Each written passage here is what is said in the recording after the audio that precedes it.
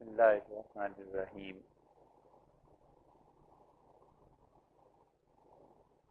اللہ تعالیٰ کی توفیق سے ابھی تراویح اور عشاء کی نماز میں تقریباً پونے 4 گھنٹے کا قیام رہا، اور اللہ تعالیٰ قبول فرما لے، اس کا بہت احسان اور مہربانی ہے۔ اور خوشی اس بات کی ہے کہ الحمدللہ یہ ہونا چاہیے۔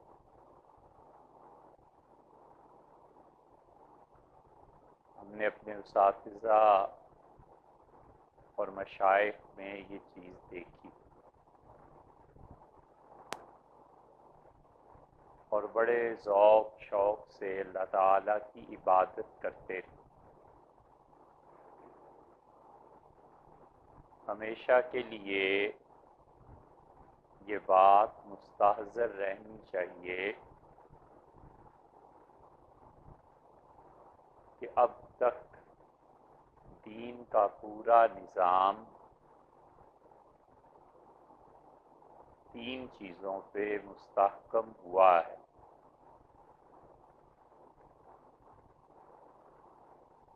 اور سب سے پہلے علم ہے، اور علم نام ہے شے اور ذہن کی مطابقت اور تعلق کا۔ شے چیز جتنی واضح ہوتی چلی جائے گی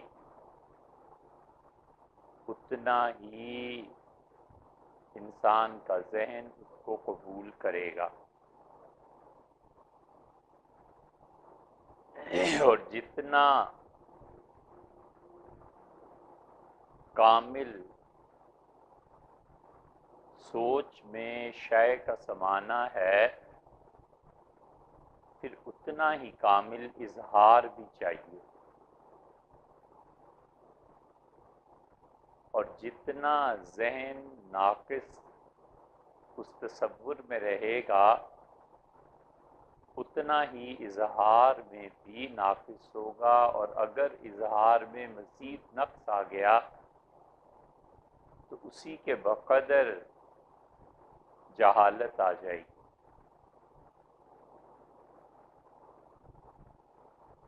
ایک بچے نے، ہم نے، آپ نے، شاید ہم میں سے کسی نے بھی ایٹم بم نہیں دیکھا کہ کیا ہوتا ہے۔ شاید اسے کوئی لا کے یہاں رکھ دے اور پوچھے کہ کیا ہے، نہیں معلوم، اس لیے کہ انسانی ذہن اس کو نہیں جان سکتا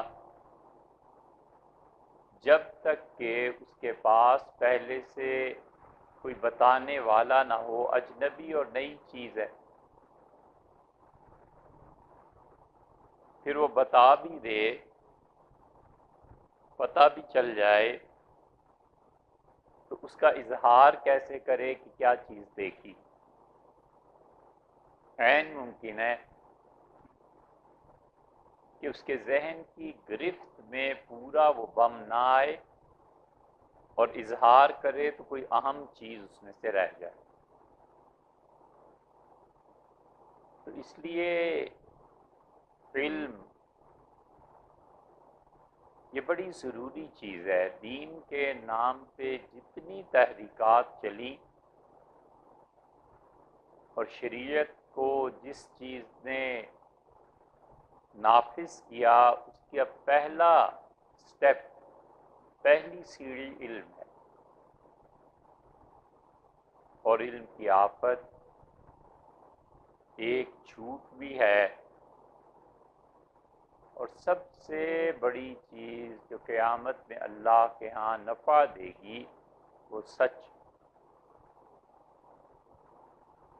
سچ سے بڑھ کر قیامت میں کوئی چیز نفع دینے والی نہیں۔ ایک آدمی اس قرار پہ مرا کہ اللہ ایک ہے، یہ سچائی اسے نفع دے گی، اس پہ مرا کہ اللہ بہت سے ہیں خدا اس کے، یہ جھوٹ سے نقصان پہنچائے گا۔ اس لیے علم جب ناقص ہوتا ہے تو اظہار جھوٹ پر مبنی بھی ہوتا ہے، اور یہ جھوٹ قیامت میں تو ڈبوئے گا ہی ڈبوئے گا، دنیا میں بھی وہ تحریک برباد ہو جاتی ہے، ناکام ہو جاتی ہے، جہاں علم کی بجائے سکہ جھوٹ کا چلنے لگے۔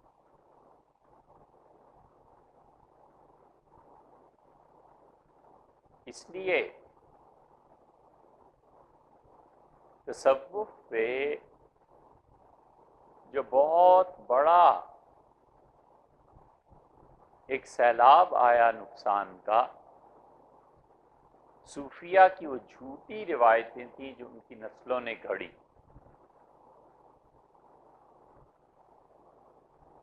حالانکہ وہ ٹھیک شریعت کے مطابق کیا شریعت کی روح ہے۔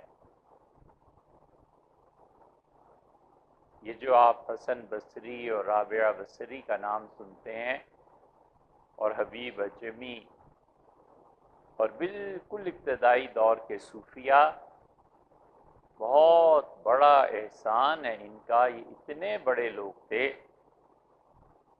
کہ متکلمین اشاعرہ اور ماتریدیہ الگ الگ ہیں، فقہا الگ الگ ہیں، علم کلام الگ ہے، شریعت کا کوئی شعبہ نہیں ہے جہاں پر لوگ الگ الگ نہ ہوں، لیکن صوفیہ ظاہر میں ذرا سے الگ ہوتے ہیں، آگے جا کر ایک ہی ہو جاتے ہیں،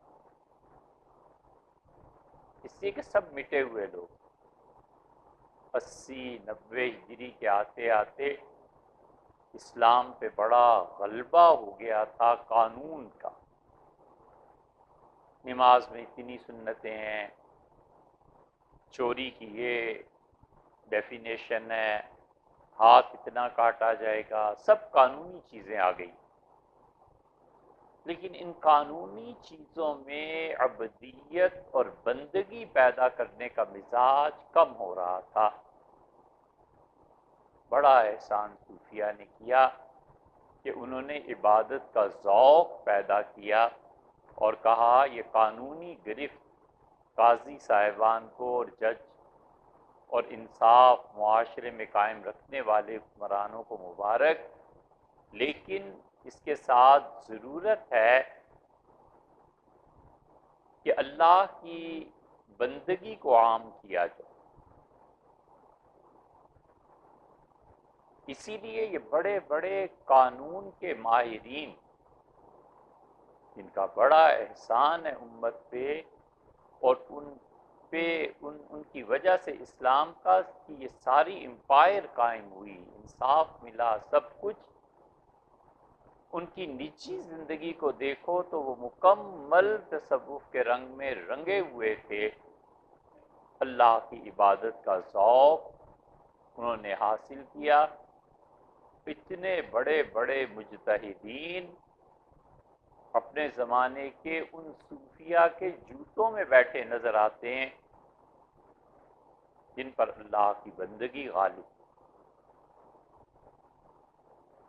جنہیں اجتہاد تو کیا ہوتا، مسئلہ پوچھنے کے لیے فقہا ہی کے ہاں جانا پڑتا تھا،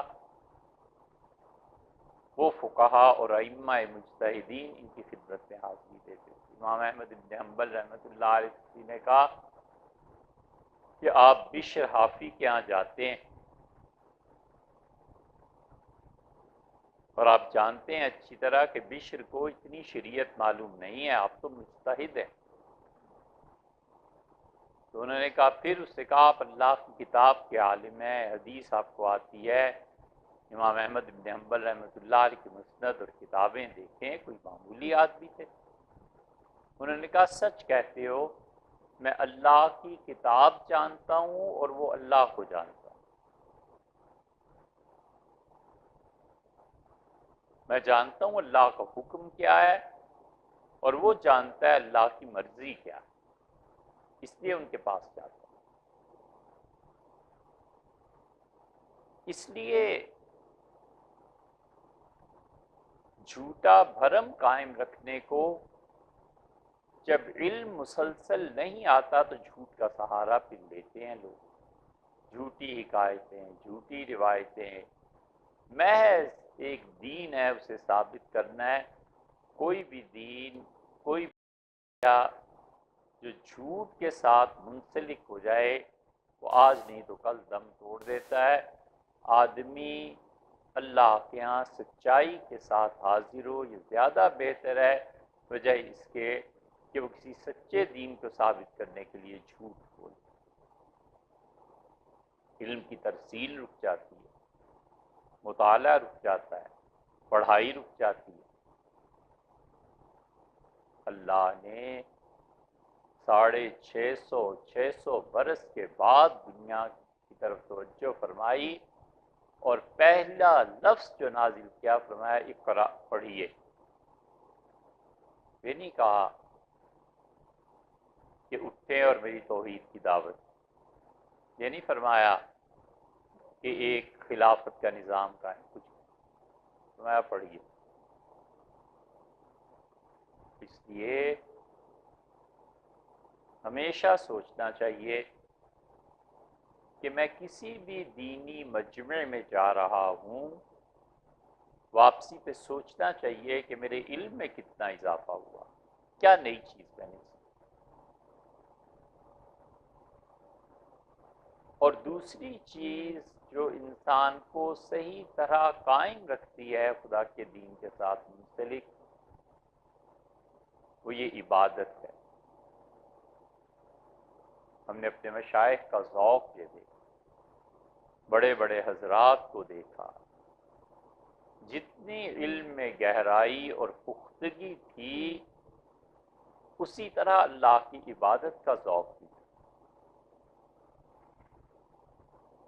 آپ 3.25 گھنٹے میں تراویح اور عشاء سے فارغ ہوئے، ہم نے حضرت کیا دیکھا، خان محمد صاحب رحمۃ اللہ علیہ کے 10 بجے عشاء شروع ہوتی تھی رمضان میں، اور ٹھیک 2 بجے کے قریب وہ خانقاہ سے گھر چلے جاتے، 3 پارے سنتے تھے، اور ہر 4 رکعت کے بعد 15 منٹ مراقبات، جو بھی اتنا ہی ان کا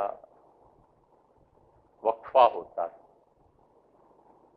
تو پورے 4 گھنٹے روزانہ اللہ کی عبادت یہ ذوق تھا۔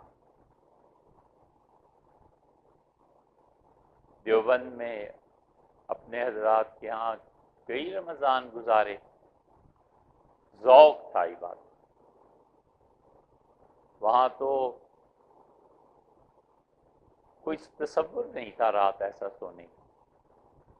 دسمبر اور جنوری کی راتیں لکھنؤ میں اور رائے بریلی میں دیکھی، وہاں تو سب لوگ یہ کہتے تھے کہ راتیں سونے کے لیے تھوڑی ہی ہوتی ہیں، کیسے سو گئے ہو، اٹھو نماز پڑھو، نفل پڑھو۔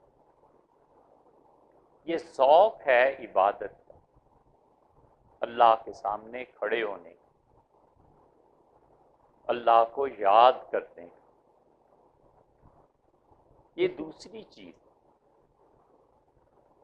اور جتنا یہ ذوق غالب آ جاتا ہے بندگی کا رنگ انسان پر چڑھتا ہے، اور یہ بندگی کا رنگ گہرا ہوتا ہے۔ اس لیے جو شخص بھی فرد یا جماعت علم نہ رکھے اور بندگی اس کے ذوق میں شامل نہ ہو جائے، وہ مردہ ہے۔ آج زندہ ہے تو کل مردہ ہے، کل زندہ ہے تو پرسوں مردہ ہے۔ اور تیسری چیز جو ان دونوں میں کام آتی ہے وہ بنیادی طور پہ اللہ تعالیٰ کی محبت۔ اللہ کے ساتھ انسان کا تعلق 3 طرح پہ ہے۔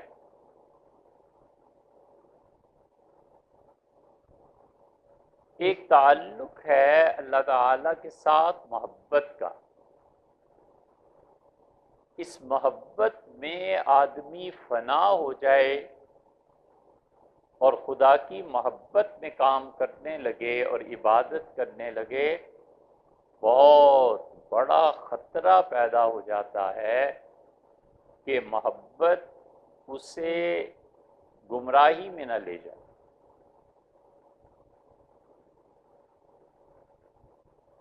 مشائخ میں تربیت میں کمی رہ جائے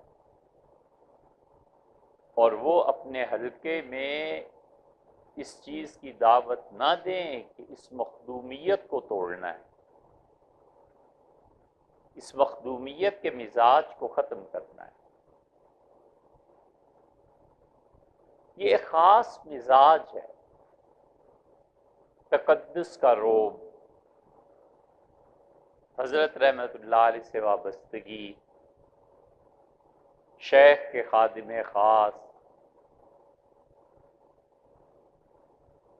اللہ کے ان پاک اور نیک بندوں کے اور عام لوگوں کے درمیان حائل ہو جانا، کوئی بات نہیں کر سکتا، کوئی دیکھ نہیں سکتا، تو یہ چھوٹوں میں مخدومیت کا مزاج پیدا ہو جاتا ہے۔ جہاں تربیت میں یہ مخدومیت کا مزاج نہیں توڑتے، یہ آفت بن جاتی ہے، عذاب بن جاتا ہے، یہ گمراہی کا مستقل ایک راستہ ہے۔ اس لیے ہمیشہ اس مخدومیت کے مزاج کو توڑنا چاہیے، کچھ نہیں۔ اللہ کہتا ہے انتم الفقراء الی اللہ، تم سب کے سب پروردگار عالم کے یہاں فقیر ہو۔ ابدیت سب سے بڑی چیز ہے، بندگی۔ اس لیے تربیت میں کمی رہتی ہے اور اسی کا یہ نتیجہ نکلتا ہے کہ کچی خلافتیں، سبق کے بغیر ہی خلافت، اجازت، اور اگلی پشتیں جو آتی ہیں وہاں پھر خلافتیں پیسوں کی بھی ہوتی ہیں۔ لندن سے آ گیا کوئی بیعت ہونے تو اس کی خلافت اس لیے ہو گئی کہ لندن ہم بھی جائیں گے تو ٹھہریں گے۔ یہ سب مکر اور فریب ہیں اس راہ کے۔ یہ کشف جو تکوینیات کا ہوتا ہے، یہ مشائخ کے یہاں ہم نے جنہیں دیکھا بچوں کا کھیل تھا، کوئی اتنی بڑی چیز ہی نہیں، بڑی چیز کیا پسند ہی نہیں کرتے تھے۔ کشف تشریعات کا بھی ہوتا ہے اور کشف تکوینیات کا بھی ہوتا ہے۔ تشریعات کا کشف اللہ کا بہت بڑا انعام ہے، کسی آدمی پہ ہو جائے تو ایک ایک بات پہ 100 سجدے کرنے چاہیے، علوم کے نئے دروازے کھلتے ہیں۔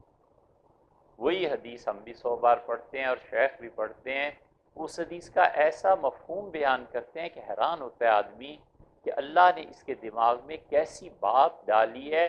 یہ اس کو جو حکمت پتہ چلی، یہ جو اس کو کشف اس تشریعات کا ہوا ہے، شریعت کا، یہ خود مقاصد میں سے ہے۔ وہ اللہ کا بندہ شریعت کو اتنا سہل اور آسان کر کے پیش کرتا ہے، جو غالب نے کہا کہ میں نے یہ جانا کہ گویا یہ بھی میرے دل میں فطرت کے مطابق تکوینیات کا کشف، اس کے ساتھ یہ ہو جائے گا اور اس کو یہ عہدہ مل جائے گا، کچھ نہیں سمجھتے، مذمت ہوتی تھی، حوصلہ شکنی ہوتی تھی، کسی خاص تعلق سے کسی کو کچھ کہہ دیا تو کہہ دیا۔ اس لیے یہ تمہید باندھی کہ حضرت علی میاں صاحب رحمۃ اللہ کہتے تھے کہ اپنے حضرت کے ہاں دیکھا، ایک مرتبہ ہی فرمایا تھا کہ اپنے حضرت کے ہاں جتنا کشف دیکھا کہیں نہیں دیکھا۔ خود اپنا واقعہ لکھا ہے اور بیان بھی فرماتے تھے کہ رمضان پورا گزر گیا، خانقاہ میں اعتکاف میں، آخری دن عشاء کی نماز بڑی وحشت میں نے پڑھی، اور بڑا مجھے اپنے حال پہ افسوس ہوا کہ اس رمضان میں خانقاہ میں کون کون کن برکتوں سے نوازا گیا اور کیا کیا لوگ اصلاح لے کے گئے، اور میرا حال ویسے کا ویسے ہی رہا۔ تو وحشت میں نماز پڑھی، بیٹھا ہوا تھا تو حضرت کے خادم آئے عبدالقادر صاحب رائے پوری رحمۃ اللہ علیہ کے، اور کہا حضرت یاد فرماتے ہیں۔ تو میں پہنچا تو حضرت علی میاں وہ کیا آیت ہے، حتیٰ اذا استیأس الرسل، یہاں تک کہ رسول مایوس ہو گئے اور انہوں نے یہ جانا کہ جو بات کہی گئی ہے وہ زیادہ درست نہیں ہے۔ فرماتے تھے میں ندوہ میں تفسیر پڑھاتا تھا تو میں تفسیر قرآن پاک کی بیان کرنے لگا، لیکن دیکھا حضرت کبھی اس سے بات کرتے ہیں، کبھی اس سے توجہ نہیں فرمائی میری طرف۔ میں کھڑا تفسیر بیان کر رہا ہوں، تھوڑی دیر بعد مجھے احساس ہوا کہ وہ جو میں سوچ رہا تھا یہ اس کا جواب ہے۔ یہ بہت ہوتا تھا۔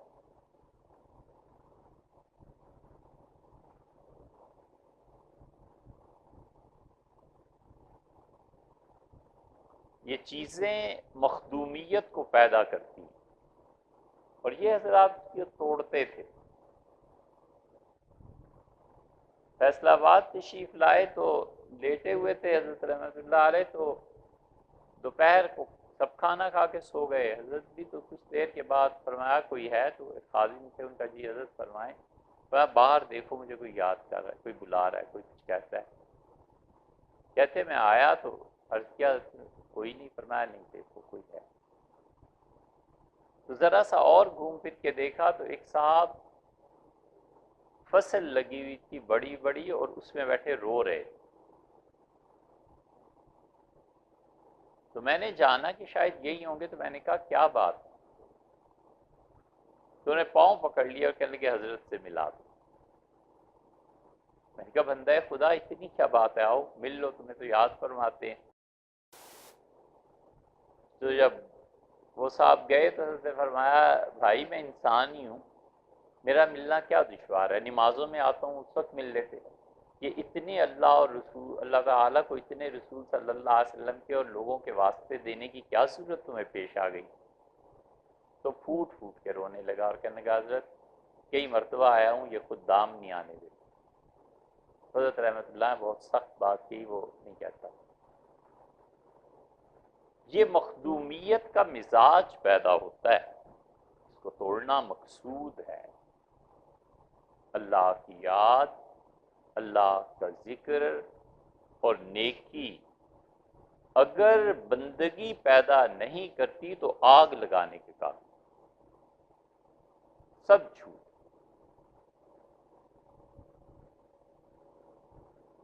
ہمیشہ یاد رکھو یہ شب بیداریاں، یہ 12 تسبیح، یہ ذکر اگر بندگی پیدا نہیں نہ کرتا سب جھوٹ۔ پھر کلمہ پڑھو، پھر مسلمان ہو جاؤ، سب غلط۔ کوئی چیز ایسی ہے کہ آپ اگر پانی سے نکال دیں تو کہیں پانی نہیں ہے، کوئی تو چیز ہوگی۔ نمی اگر پانی سے نکل جائے نا تو پانی پانی نہیں رہتا۔ آگ میں کیا چیز ہے، تپش آگ سے نکال دیں تو آگ آگ نہیں۔ عبادت سے اگر بندگی نکل جائے نا تو کوئی عبادت نہیں، کچھ نہیں۔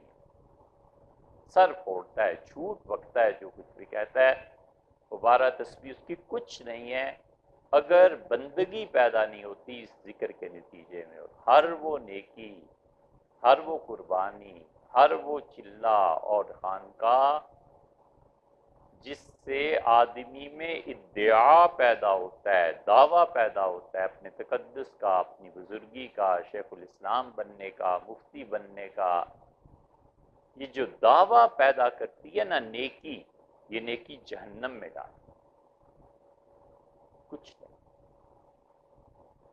یاد رکھو بندگی پیدا ہونی چاہیے، پانی میں نمی، آگ کی تپش اور عبادت میں بندگی، بس۔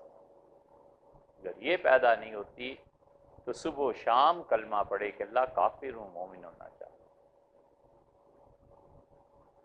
یہ اسی ناقص تربیت کا نتیجے میں مخدومیت پیدا ہوئی اور اس نے اسلام کو نقصان پہنچایا۔ اب ذہبی کو پڑھیں، پڑھتے نہیں ہو نا؟ ہمارے سارے حضرات پڑھتے پڑھاتے رحمہم اللہ۔ ابھی تو ہزاروں زندہ ہیں، لاکھوں۔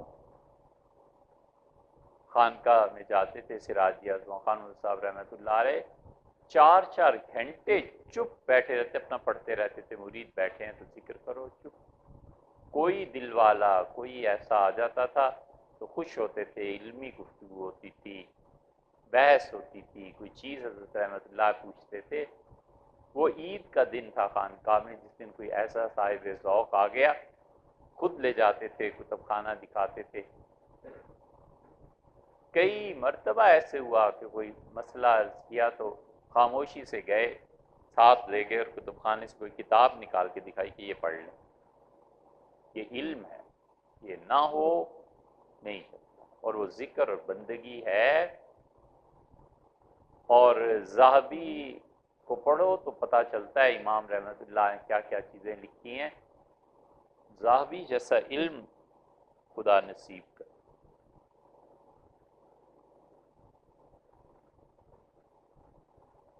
امام تھے علم۔ ذہبی نے لکھا ہے کہ حلاج منصور کا جو حلقہ تھا، حلاج پہ جذب غالب آیا نا، انہوں نے الحق کہا نہیں کہا، یہ بحث نہیں۔ تربیت جو ہوئی نا، اس نے مخدومیت کو پیدا کیا،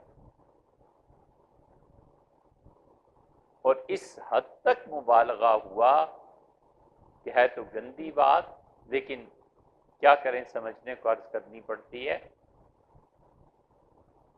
کہ ان کے مشائخ اس سلسلے کے جب طہارت کے بعد باہر آتے تھے تو استغفر اللہ معاذ اللہ ان کے مرید پیشاب پی لیتے تھے، اور جو دوسری چیز تھی خشک کر کے جلاتے تھے اور دھواں سونگتے تھے اور کہتے تھے اس میں نور ہے، ولیعذ باللہ۔ تو جن مشائخ کی اس حد تک پرستش ہوتی تھی، وہ آنکھوں سے دیکھتے نہیں تھے، منع کیوں نہیں کرتے، کیوں نہیں روکتے تھے لوگوں کو کہ غلط گمراہی ہے، مت کرو ایسا، ہے کوئی انسانیت؟ اسی لیے قرآن کہتا ہے لولا ینہاہم الربانیون عن قولہم الاثم واکلہم السحت۔ اور ان یہودیوں کے ربانی، ربانی کہتے ہیں نا رب والا، جو اللہ والا ہے، ولی ہے، ان یہودیوں کے مشائخ کیوں نہیں اپنے مریدوں کو روکتے عن قولہم الاثم کہ جھوٹ مت بولو، واکلہم السحت اور حرام مت کھاؤ؟ اسی کے کاروبار ہی جھوٹ پہ چلتا تھا، جھوٹی روایتیں نہ گھڑیں، حضرت رسالت بنا صلی اللہ علیہ وسلم پہ جھوٹ نہ بولیں، تو کریں کیا بیچارے؟ وہ صحیح بیان کرنے کے لیے تو علم چاہیے، وہ ہے نہیں۔ اس لیے اللہ کی محبت کا غلبہ جذب کو پیدا کرتا ہے، اور جذب میں یہ بڑی مصیبت ہے کہ لوگ حدود کو کراس کر جاتے ہیں۔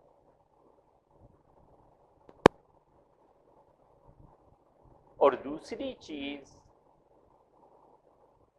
وہ جو علم اور اس کی گہرائی ہے، اللہ کی محبت کے لیے حاصل کرتا ہے، اور اس محبت سے حاصل کی ہوئی بندگی کی تو وہ مصیبت ہے، اور علم کی یہ مصیبت ہے کہ اس پہ جب انکشافات ہوتے ہیں تو وہ خدا نے جو بندگی فرض قرار دی ہے اس سے بھی پھر جاتا ہے۔ نماز پڑھ لی، روزہ رکھ لیا نہ رکھا، یہ بھولی سینا، کسی حد تک امام رازی، فارابی، ان کو آپ پڑھیں تو ایسے ایسے علم کے نکات بیان کرتے ہیں، ان نکات کو سن کے پڑھ کے آدمی حیران ہوتا ہے کہ کیا علم اللہ نے اس پہ کھولا تھا۔ لیکن وہ کہتا ہے کہ میں شراب پیتا ہوں تو کوئی بات نہیں ہے، اللہ نے اتنا کچھ علم دیا ہے، معافی ہو جائے۔ صاحب روح المعانی نے کتنی خوبصورت بات ایک جگہ لکھی ہے۔ روح المعانی کہتے ہیں کہ ہمارے ہاں بغداد میں ایسے گمراہ صوفی ہیں جو علم کو بیان کرتے ہیں یا ایسے تصوف کی بات کرتے ہیں اور کہتے ہیں کہ شراب پیو یا نشہ کرو، 12 تسبیح سب کچھ وہاں کر لی جائے۔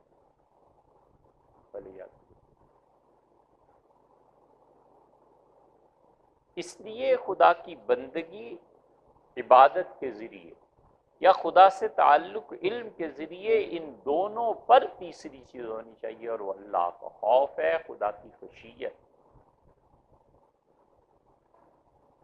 ایک دم غافل 100 دم کافر۔ اللہ کی بے نیازی پہ نظر جانی چاہیے کہ خدا کی ذات بے نیاز ہے، ساری عمر کی عبادت اٹھا کر ایک طرف پھینک دیں، کون کچھ عرض کر سکتا ہے، اور سارا علم ناس کر دیں، اس کا کون پوچھ سکتا ہے۔ اللہ کا خوف بڑی چیز۔ اس لیے اللہ تعالیٰ کہتا ہے آتیناہ العلم، اور اسے ہم نے علم دیا تھا، وَلَوْ شِئْنَا لَرَفَعْنَاهُ، اگر ہماری مشیت ہوتی تو ہم اسے اور بلند کرتے، وَلَكِنَّهُ أَخْلَدَ إِلَى الْأَرْضِ، لیکن وہ زمین کی طرف جھکا، اور علم کے باوجود اتنا نیچے جا کے گرا کہ اللہ نے کہا اس کی مثال سمجھنی ہو تو کتے کو دیکھو، اس جیسی حالت ہو گئی تھی اس کی، اسے اللہ نے علم دیا۔ شاہ ولی اللہ رحمۃ اللہ علیہ کے سامنے ان کے ایک خلیفہ جنہیں سلوک طے کرایا، پڑھایا، شاہ صاحب رحمۃ اللہ کے شاگرد تھے اور عزیز تھے، جن سے بڑی توقعات وابستہ تھیں، دلی سے سب کچھ بن سنور کے نکلے اور سونی پت میں جا کے شیعہ ہو۔ شاہ صاحب کو جھٹکا لگا اس لیے یہ جو مزاج بنتا ہے نا، اپنے تقدس، اپنا ورع، میں نہیں، میں اچھا، یہ انتہائی خطرناک ذکر سے اللہ کی بندگی پیدا ہونی چاہیے۔ یہ تصوف ضرورت تھی وقت کی بہت شدید کہ دین کے قانونی تقاضوں کے ساتھ ساتھ اللہ کی محبت ہونی چاہیے۔ جو بھی دین، یہودیت، عیسائیت، خود اگر اسلام ایسا ہوتا کہ قانونی شکوں کا نام ہوتا تو مٹ جاتا۔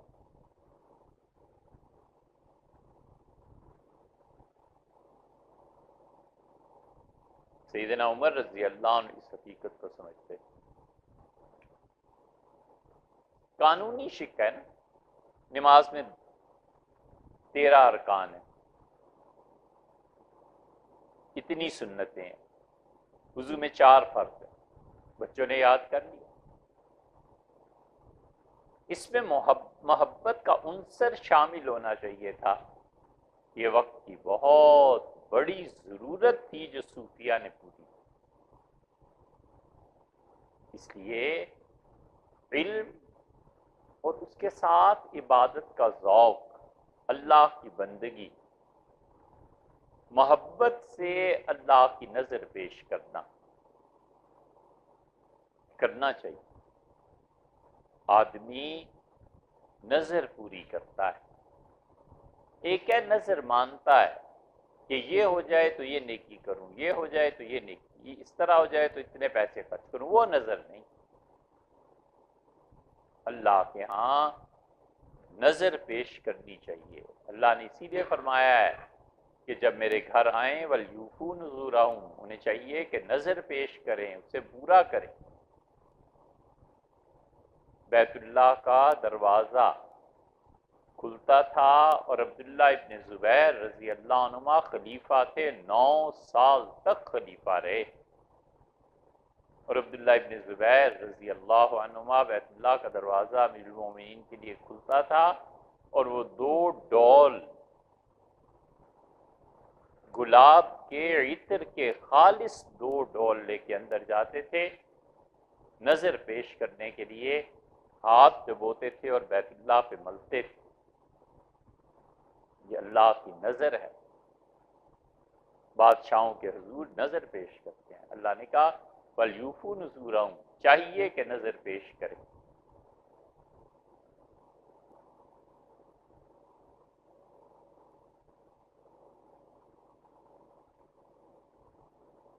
یہ عثمانی جب مدینہ منورہ میں داخل ہوئے تو پہلا امیر جو گیا اس نے کہا جوہریوں کو بلاؤ۔ مدینہ منورہ سے باہر جوہری آ کے ملے، اس نے کہا مدینہ منورہ میں سب سے قیمتی نگینے کی کیا قیمت؟ انہوں نے کہا یاقوت ہے، ہیرا ہے، 80,000 تولے سونا اس کی قیمت۔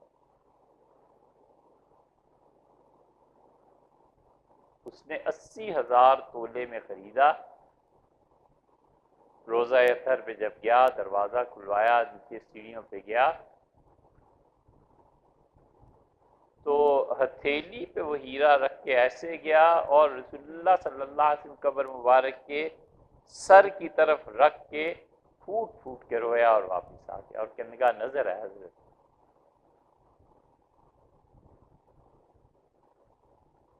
قبر شریف پہ یہ چیزیں رکھ جاتے تھے۔ شاہ فیصل نے کچھ چیزیں کھلوائی تھی، ڈبے، اس میں عثمانی خواتین جو تھی ان کے زیورات اور بہت قیمتی۔ کیا چیز تھی؟ حضور صلی اللہ علیہ وسلم سے تعلق کی وجہ سے چھوڑ آتے۔ پھر کئی مباحث الگ ہیں کہ قبر پہ نظر چڑھتی ہے نہیں چڑھتی، اس کا کیا مقصد ہوتا ہے، وہ بہت بڑی سنی۔ اللہ کو نظر پیش کرے، 2 رکعتیں پڑھے کہ اے رب یہ آپ کی بندگی ہے، آپ کی اطاعت ہے، آپ کا بندہ ہوں۔ ایک آنا اللہ کی راہ میں ہاتھ پہ رکھ کسی غریب کو دے کہ اللہ تیری نظر۔ یہ سب بندگی کے مراسم ہیں، انہیں پورا کرنا چاہیے۔ اس سے نفس میں کبر کی جڑ کٹتی ہے اور انسان بن کے رہتا ہے۔ اسے ہر لمحہ یہ احساس ہوتا ہے کہ ساری زندگی نظر کر دینے کے باوجود اگر چاہیں سب اڑا کر ایک طرف رکھ دیں تو کوئی منظور نہیں۔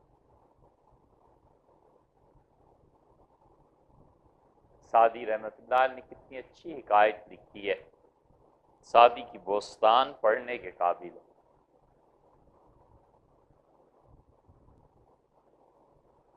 کہ ساری رات عبادت کرتا رہا اور آواز آئی تیری کوئی عبادت قبول نہیں۔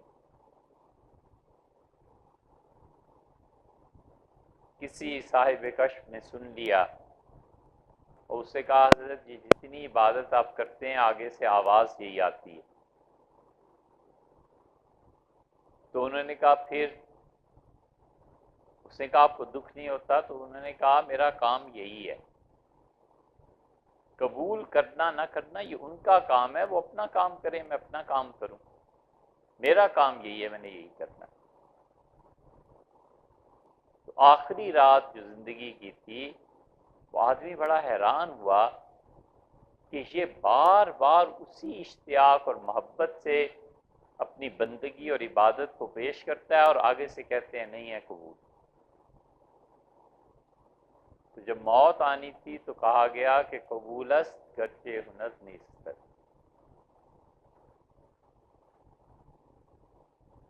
تیری اگلی پچھلی ساری عبادتیں قبول ہیں اگرچہ تو اس قابل نہیں ہے۔ قبول است گرچہ ہنر نیست، تجھ میں کوئی خوبی نہیں ہے، بس ایک ہی بات ہے کہ جزما پناہ دیگر نیست، کہ تمہارے در کو چھوڑ کے نہیں گیا۔ یہ وفا ہے، بہت بڑی چیز، بہت بڑی چیز ہے۔ ہم میں وفا انسانیت کی حد تک نہیں رہی، کبھی شرم حیا نہیں آتی، 4 دن اکٹھے کھانا کھایا ہے، 2 وقت بیٹھے ہیں، ایک دوسرے کے ساتھ احسانات ہیں، غم اور دکھ میں ایک دوسرے کے کام آئے ہیں، کچھ نہیں، ایسے تعلقات توڑ کے منہ پھیر کے چل دیتے ہیں. ذرا خیال نہیں آتا کہ وہ بھی انسان ہے، اس نے بھی کچھ دن کاٹے ہیں، اس کی بھی کچھ جذبات. یہ انسانیت کی حد تک بھی نہیں ہے. الوہیت اور بندگی میں وفا تو کہیں شاذ و نادر ہوتی ہوگی. بندگی کی وفا بہت بڑی چیز،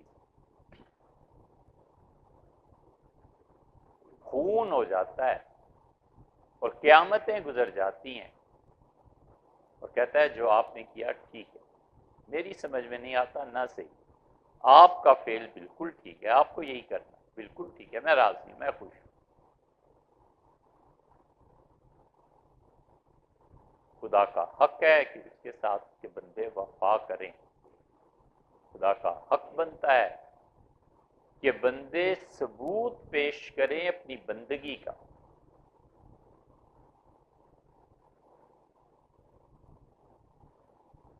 اور یہ دکھائیں کہ اے رب یہ ہے صرف تیرے لیے.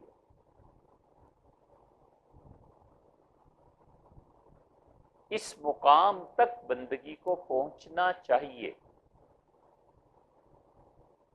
کہ کچھ ہو جائے، سر سے خون گزر جائے، کچھ نہیں، جو آپ کہتے ہیں ٹھیک کہتے ہیں. اور شیخ فرماتے تھے وہاں زکریا صاحب رحمۃ اللہ علیہ، فرماتے حضرت رائے پوری رحمۃ اللہ علیہ کو پیشاب کی تکلیف تھی، بندش ہو جاتی تھی. اتنے برس تک ہم انہیں دیکھتے رہے کہ اٹھا کے خدام لے جاتے تھے. کبھی کبھی نماز میں جو ہی سلام پھرتا تھا فرماتے جلدی کرو، اور لے جا کر بٹھا دیتے تھے، اور پھر گھنٹہ گھنٹہ بھر نہیں پیشاب آتا تھا. حضرت کے خادم فرماتے رحمہ اللہ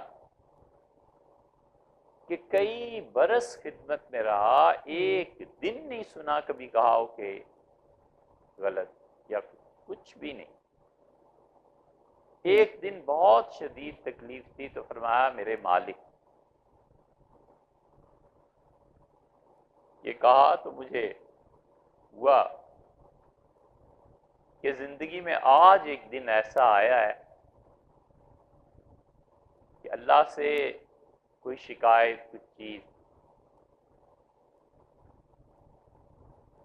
تو شدید تکلیف میں اتنا کہا میرے مالک، اور پھر غفلت طاری ہو گئی، اور پھر ہوش میں آئے تو فرمایا ہر حال میں آپ کا شکر. کہ میں نے سوچا آج کچھ حضور صلی اللہ علیہ وسلم کیا کہتے تھے، یہ چیز تھی. بڑی سے بڑی تکلیف بھی پیش آئی ہے، رسول اللہ صلی اللہ علیہ وسلم کو کہتے تھے کہ الحمدللہ علی کل حال، ہر حال میں اے مالک تیرا شکر ہے، ونعوذ باللہ من حال اہل النار، اور اللہ جہنم کے حال سے میں تیری پناہ مانگتا ہوں. اس لیے اس عبدیت اور بندگی کا تعلق رسول اللہ صلی اللہ علیہ وسلم سے جوڑے. ہر خدا کے قرب کی راہ جو ان کے کوچے سے نہیں گزرتی سب گمراہی ہے، سب جہنم. اللہ کے قرب کی کوئی راہ باقی نہیں رہی جو رسول اللہ صلی اللہ علیہ وسلم کے کوچے سے نہ گزرتی، ہو نہیں سکتی، ختم ہو گئی بات. کبھی دنیا میں کسی نے نہیں کہا کہ میں آخری آدمی ہوں، اللہ کی طرف سے آیا ہوا. رسول اللہ صلی اللہ علیہ وسلم کا ڈنکے کی چوٹ پہ کہا کہ میرے بعد کوئی نہیں ہے، بس میں آخری ہوں. اللہ کے قرب کی تمام راہیں ختم ہیں، بس وہ راہ. اس لیے مشائخ مشکلات، تکالیف، وظائف بتاتے ہیں، سر آنکھوں پہ ان کی بتائی ہوئی چیزیں، لیکن ہم کہتے ہیں کہ یہ وظیفہ پڑھو رزق کا مسئلہ حل ہو جائے گا، یہ وظیفہ پڑھو مشکلات دور ہو جائیں گی، یہ وظیفہ پڑھا کرو امتحان میں یہ پڑھا کرو۔ ہم نالائقوں کی عقل سے بات شائخ کی چیزیں یہ جو ورد وظیفے ہیں، ہم کہتے ہیں اللہ نے جو کہا کہ وَاسْتَعِينُوا بِالصَّبْرِ وَالصَّلَاةِ، نماز پڑھ کے مجھ سے مدد مانگو، تو اے حضرت جتنے وظیفے ہیں اس کے مقابلے میں دو نفل کہیں زیادہ عظمت رکھتے ہیں، اصلاح کو کیوں نہ اپنائیں؟ اللہ کہتا ہے وَلِلَّهِ الْأَسْمَاءُ الْحُسْنَى، اچھے نام سب اللہ کے ہیں، فَادْعُوهُ بِهَا، میرے ناموں کے ذریعے مجھے پکارو۔ حضرت رسالت پناہ صلی اللہ علیہ وسلم فرماتے ہیں کہ جب بھی کوئی مشکل پیش آ جائے وہ دعا پڑھو جو حضرت یونس علیہ السلام نے پڑھی تھی، انہیں نہیں پڑھتے، نفل نہیں پڑھتے، نماز کے ذریعے اللہ سے مدد نہیں مانگتے، اور اس پہ یقین نہیں ہوتا، اور شیخ دو لفظ بتا دیتے اس پہ یقین ہوتا ہے کہ حضرت کے وظیفے نے بڑا کام کیا، جو حضرت نے بتایا تھا وہ وظیفہ کیوں نہیں کام کرتا؟ اپنے اندر کے ایمان میں کمی۔ حضور صلی اللہ علیہ وسلم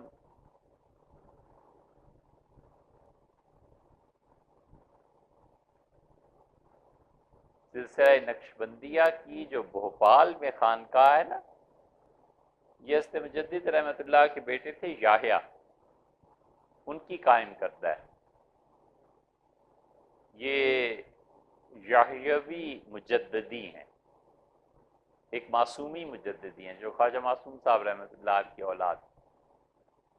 سید سلیمان ندوی رحمۃ اللہ علیہ کے بڑے بھائی وہاں کے مجاز تھے، خلیفہ تھے۔ پیر ابو احمد صاحب رحمۃ اللہ علیہ بہت بہت بڑے آدمی، تصوف میں ان کا قدم بڑا راسخ تھا۔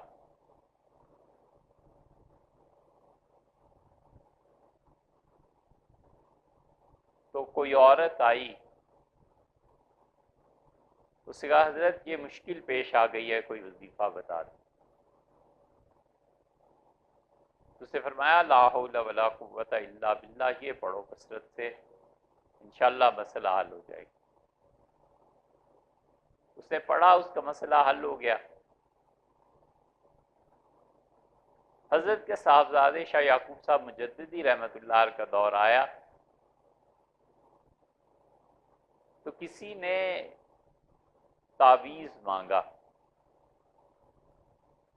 تو حضرت نے فرمایا کہ ایسے ایک عورت آئی تھی اور حضرت والد صاحب رحمۃ اللہ یہ بتایا تھا آپ وہ پڑھیے۔ اس نے اصرار کیا کہ نہیں حضرت تعویذ دے دو، تو ڈانٹ دیا اس نے، فرمایا تمہیں پتہ ہے حضرت ابو ذر رضی اللہ عنہ سے رسول اللہ صلی اللہ علیہ وسلم نے فرمایا تھا کہ ابو ذر اللہ کے عرش کے نیچے کچھ خزانے ہیں اور ان میں سے ایک خزانہ تمہیں بتاؤں؟ اور پھر فرمایا تھا ابو ذر لاحول پڑھا کرو۔ فرمایا آپ کمال کرتے ہیں، میں آپ کو اس عرش سے ایک کے نیچے خزانے کی ایک چیز بتا رہا ہوں اور آپ کہتے ہیں تعویذ دے دیں۔ یہ سب ذوق بندگی کا یقین کے ساتھ وابستہ ہے، اور یقین کیا ہے؟ یقین ہے تصور سے محسوس تک کا سفر، بس۔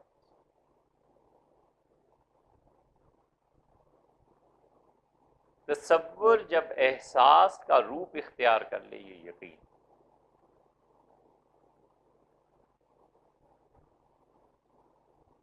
حضرت رائے پوری رحمۃ اللہ علیہ سب سے زیادہ یقین پہ زور دیتے تھے۔ تو اس معلومیہ صاحب رحمۃ اللہ فرماتے تھے، حضرت ہی سے سنا تھا، فرماتے تھے ہمارے حضرت سب سے زیادہ یقین پر زور دیتے تھے۔ پھر سوچتے رہے ہم یقین کیا ہے، تو یہ احساس ہوا، خیال آیا کہ یقین سفر ہے تصور سے لے کے احساس تک کا، بس اس کا نام یقین۔